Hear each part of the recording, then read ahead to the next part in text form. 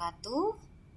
Apa kabar semuanya? Perkenalkan, saya dengan Ibu Nur Asia, Guru Kimia SMN 1 Kota Tangerang Selatan, pembelajaran koloid SMOG dengan media pembelajaran VR.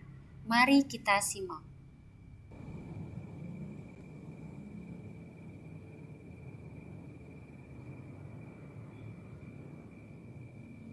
Hati-hati mengendarai kendaraan Anda, terjadi polusi udara akibat asap pabrik.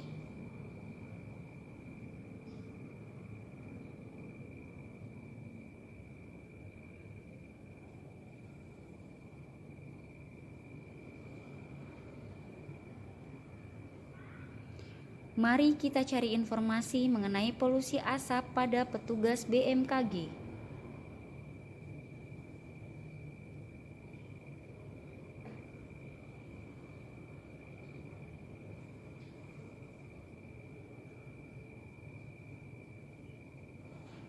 Selamat datang di gedung BMKG.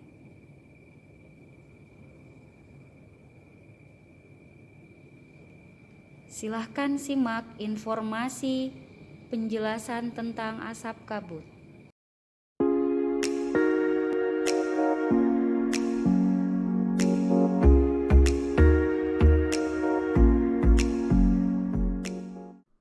Hi everyone, welcome to lecture 3.2. In this video we're going to be talking about photochemical smog.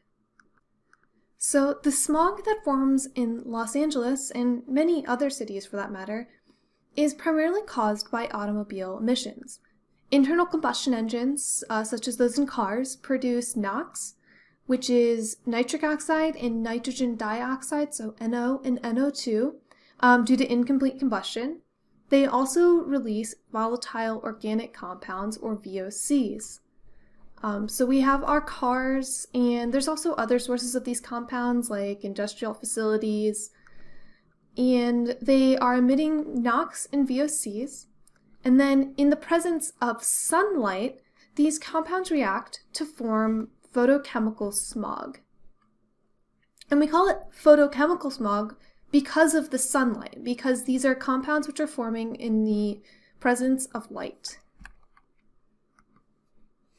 Okay, so this diagram is showing the formation of photochemical smog in a bit more detail. So here we have our automobile, we have the release of nitric oxide, NO, which is going to react to form NO2, and then it undergoes reactions that result in the formation of ozone.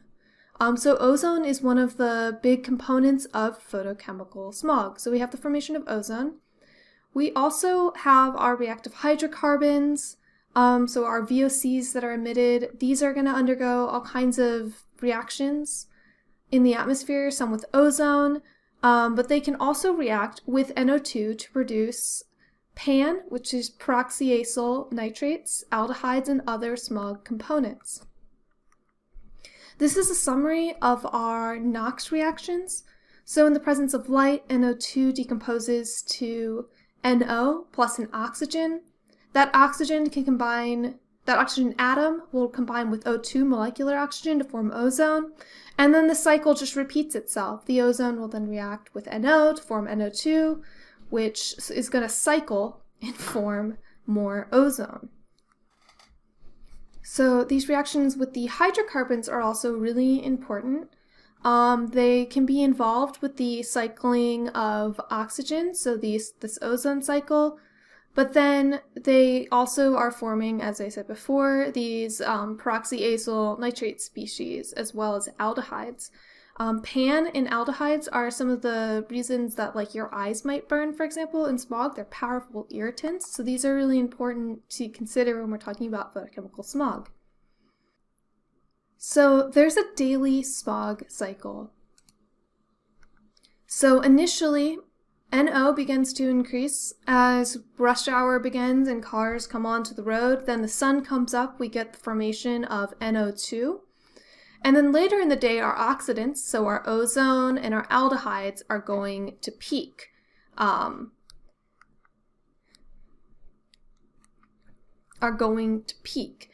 And then we get a little bit of an extra bump in our NO concentration as the sun starts to go down. There's still cars on the road, people going home from work. So there's this daily cycle that happens every day where the smog kind of develops over the course of the day.